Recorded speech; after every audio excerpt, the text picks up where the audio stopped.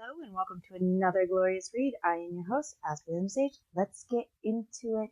First off, happy Saturday, everybody. I know I keep switching between Fridays and Saturdays. It's just either when I'm done with the book or it's when I have an opportunity to, redo my reviews and have time for myself. No, but seriously, I am happy that you guys are with me on this Saturday. And I did finish a dark romance. I read another Selena Winters book. It's called Stranded, and it's actually a really nice. It's kind of like her version of Hunted that she has written and I read, but this one's just a little bit different. This one actually takes place in Alaska. It's about a couple who rent a cabin from a man in Alaska in the wilderness for Christmas. Well, as most of Celine's work goes, this is, of course, a dark romance. I do love how it's done, though. She did a very, very nice job of making the characters come to life. Again, our main male character, Maddox, has a very bad past. He used to be a bank robber. Of course, he's known for killing people. So he is obviously not a good guy, but he has obviously this protective streak. Our main female character, Ivy, obviously rents this cabin with her fiance, Preston. But of course, the day that she was supposed to go with him on the jet to Alaska for the said Christmas vacation with each other, she walks in on her lover with two other women. So, of course, that doesn't hit well with her. She obviously leaves them. Of course, there's also a mother figure who has a problem with her walking out on the man that she was betrothed to, basically. And she's like, stuff it, Mom. You don't understand what's going on. I'm going to Alaska by myself and enjoy. Obviously, she goes.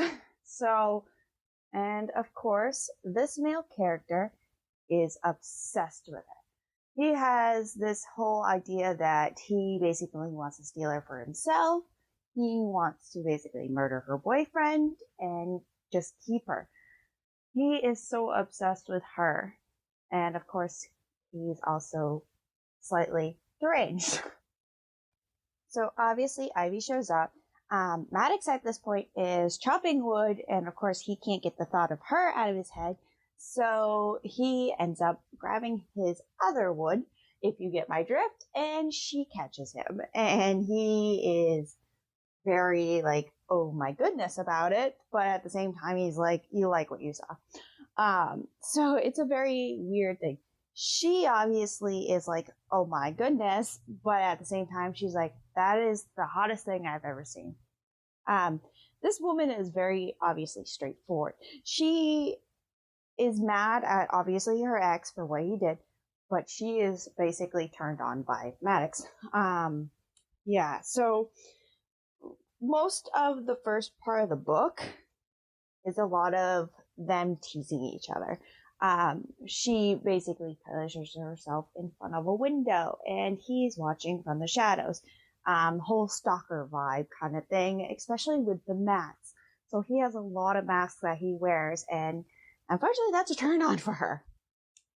So Maddox is a lot of overbearing male. And come towards Christmas, she obviously is like, I'm done playing games. Either this is going to happen or it's not. And he sneaks into her house without her knowing. I guess that's right now like a big thing, especially with the Haunted Adeline book. I definitely want to read that, but I have not. But to get back on track. So she's like, fine, I guess he's not showing up. He's right there in her closet, and she starts to strip and he stops. So he has a lot of kinks, and she's like, I want to explore them. So, of course, he calls her little angel, so she's always little angel to him because he's obviously a sinner. And it's a lot of bondage and a lot of role playing that most people don't agree with. But it's still a good story. And obviously there's a safe word inside, at least this book. Again, it's a dark romance, so most authors like to push the boundaries. I understand that. So as they were definitely role playing, she makes some requests and he fulfills them. But of course, throughout this book, like the last one of the last characters, one wanted to be a blogger, meteorologist kind of person. Of course, the guy made it for her. Like he gave her a dream. Same with Maddox and Ivy. Ivy wants to be a fashion designer, even though she is trained to be a lawyer. So she basically sketches these drawings, sketches these art in a way of these gowns and dresses and shirts and stuff. And of course, Maddox gives her that for basically Christmas, along with some adult novelty. And of course, the masks, because he promised her that no matter what she wanted, he would always wear a mask. So she's like, why is there, how do you got the sewing stuff and the fabric and the sewing? And of course, ironically, the cabin that he bought, it used to be a seamstress's. I'm like, of course it was. But it's also a cute way to entwine it in the story to give the female main character what she wanted. And of course, he was able to provide that for her. Again, it's that whole primal provide, conquer kind of thing. There are a couple incidents, though, where there's these couple men. She went walking in the woods to defy Maddox, and of course, these men are there. They want her. Maddox ends up killing them to prove a point. He punishes her, and of course, she's all for it. And then, of course, her ex shows up begging for a redo, and then, of course, Maddox has not. She won't let him kill him. She's like, no, we gotta do this another way. So they come up with this weird twisted plan, and then it comes out the truth that her ex is actually bisexual, and that's why he was having such a hard time being the way he was and all this stuff. And they're like, of course, that makes so much sense. So they torture him a little bit and be like, you are not to speak a word of anything you saw, blah, blah, blah. We're going to send you on your way. Don't show your face again. That leaves Abby happy. Maddox is like, I still rather put him in the grave. And Preston obviously goes on to live his life. So then it turns into, obviously, Christmas comes and goes. Ivy and Maddox are very close to each other. And then Ivy's like, I can't stay. I want to go to my mother's gala and stuff like that. And Maddox is like, absolutely not. You stay with me. You're mine, blah, blah, blah. And she says, you can't hold me here. I'm my own person. Of course, she runs away from him. And he's laughing. That whole, stalker, I guess, psychotic kidnapping kind of thing going on. He chases her down. They have fun. And she's like, yeah, I could never leave you. But then it turned into, they were going to go together. So it's a really good story. And obviously, there's a lot of role-playing. There's a lot of darkness to it, because there is a lot of more deaths in the book. I think there's 3 total that you actually hear about. And I will admit that it is nice at the end. They do end up getting married. And of course, there is that darkness of how her fantasies get to come reality. And all it took was a trip to a vacant cabin kind of thing. Maddox is definitely that dull, dark, handsome-headed guy that everybody's like, ooh, are you sure you want to be around him? He's sketchy. And of course, Ivy is that New York lawyer, prim and proper, little uptown, as he called her, or prim and proper. So it's definitely nice to see how 2 different lights come together. Obviously, he's more of the dark light. She's more of the light light. But they have the same sick, twisted humor, I guess is the way to put it. But it is a nice story. Selena Winters did a really good one on this. I love her dark romances. I don't think she overdoes them. I really don't. I think she's very mild on them sometimes. But I love how she writes them. She makes the books, I want to say, shorter. but she makes the story flow better. And it doesn't, like, it's not too overbearing. It's a good, like, for me, I guess in my personal opinion, it's a nice, mild dark romance. It's a dark romance that if you want to get into it, you dip your feet in, kind of thing. There is some of it that I'm sure gets darker. I have not read her other books other than The Hunted. I do want to read more of her books. I do like how she does the mask play. I do like how she has the overprotective bearing male. I do like how she has the females who aren't weak. Like, some people make their female characters weak. These women are definitely like boss babes, I guess is the correct word. They are definitely the women that have backbones because of what they endured. I do love authors that do that, where even if they have an over dominant male and you have that little bratty woman that's like pushing back against them, it builds the story, in my opinion.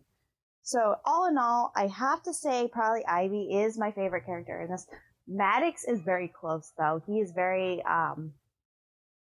like I said, the overbearing dominant male. I like in my books where the males are dominant. They care very deeply for their women, but they know when to bow down. So I can definitely see if this book was more of the fantasy, that, this alpha male would definitely be bowing at his woman's feet, kissing the ground. So it's kind of right in between there, in my opinion. Like I said, definitely pick up Selena Winter's books. They're really good. I give this a 5-star. I did not find anything wrong with it. I find it very refreshing, especially after the last books I read, being the dragon ones. And then, obviously, I want to read more of Celine's books. Spice level, it's between a 4.2 and a 4.7. I can't really call it a 4.5. Now, the reason why I say this is I like how she did the description. I like how there's a lot of bondage, there's a lot of role play, there's a lot of, like, I guess the word I'm looking for is male dominance in an unprecedented way. Like, there's a lot of no and stop and pushing against him just to keep him going. It's weird how to put it. It's definitely a fantasy, I guess, to some people. Now, with that being said, I definitely like this book. I give it, I can't give it a 4.5, can't give it a 4.7, can't give it a 4.2. It wasn't enough to make me blush, but it was also going, yeah, that's expected. There is some foreplay with the male's firearm.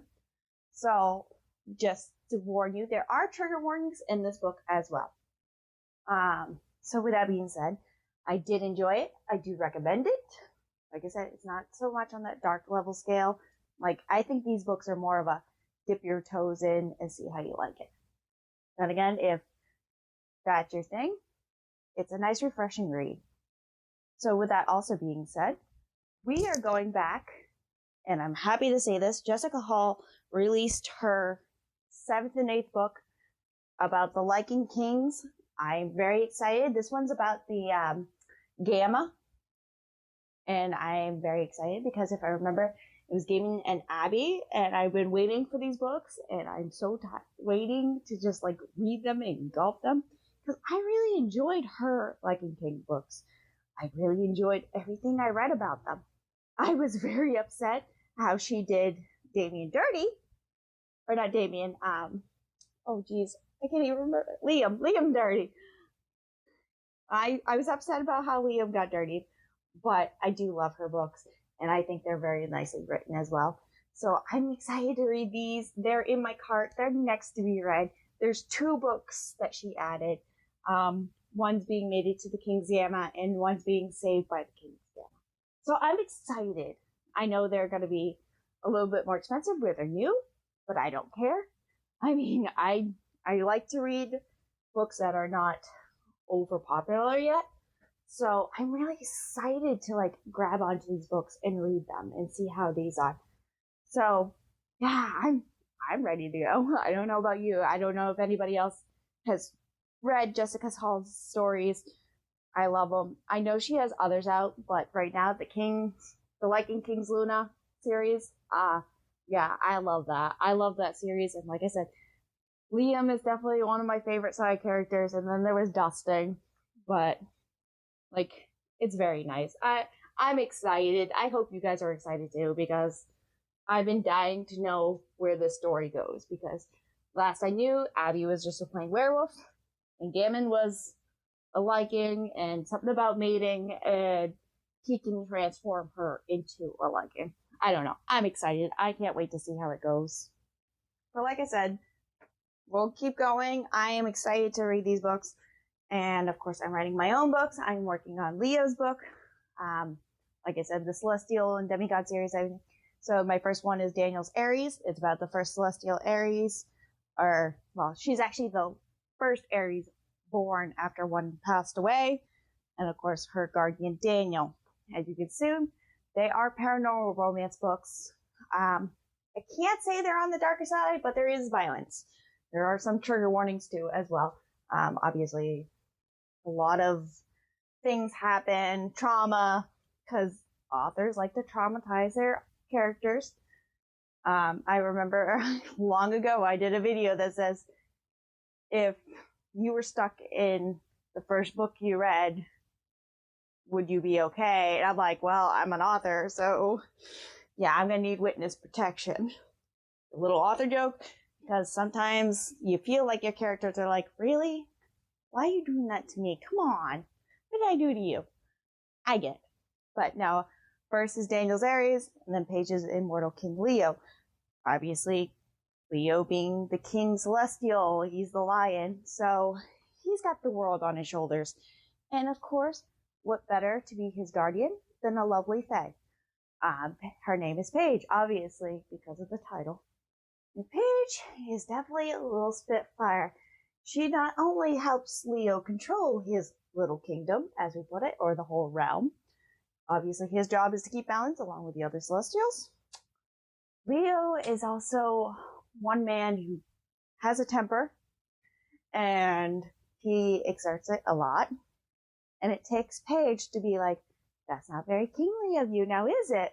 So she's a little spitfire. She likes to tame the big bad lion a lot. And everybody's just like, thank God for her, because if not, we'd be doomed. But as I said, I'm working on those books. I am also working on the other 10 of the series and making sure they're up to snuff. I want to get these books out so that you guys have them in hand. And I'm excited for that, because I know my first edition of my first two books were not that great. I am an author that will admit that I rushed it, and I shouldn't have, because it kind of damaged the reputation of the books and the series. By doing a second edition and making sure it is perfect to my standards, again, my standards are very low, but perfect for my readers to enjoy. So I'm hoping those get out soon. I really do. I'm very excited for it. But that's enough of me rambling about my books. I hope that everybody has a fantastic Saturday. Go on an adventure, go on a hike, maybe go sit by the ocean if you have one, or a river, some type of body of water. Go do something outside. I know here we have fall spring right now, so it's like 50 to 60 degree weather. And everybody thinks it's nice and warm. There's a lot of people going outside doing outdoor things. And then we have the 20 degree nights. So it's fall spring. We're just all sitting there waiting for a giant northeaster to come in. So, but it's also sap season, so maple syrup is going. We are getting that done as well. Like I said, not only am I an author and a crafter and obviously doing this and trying to run a business, I also do a lot of farming stuff. I also have like the dairy goats. I have other livestock. I do like to do old traditional things. In my family, it is actually traditional, going back like 5 generations of doing maple syrup and lumber and stuff like that. So it's very nice. I like it. I like fresh maple syrup. I like fresh honey. We all got it. But thank you for listening in. I hope you enjoy yourself. Do something nice. Go visit a friend. Just do something out of the ordinary that makes you go, I deserve this. But thank you guys for listening in, and I hope you have a fantastic day. Thank you for your support, and I'll catch you on the next show. Bye-bye.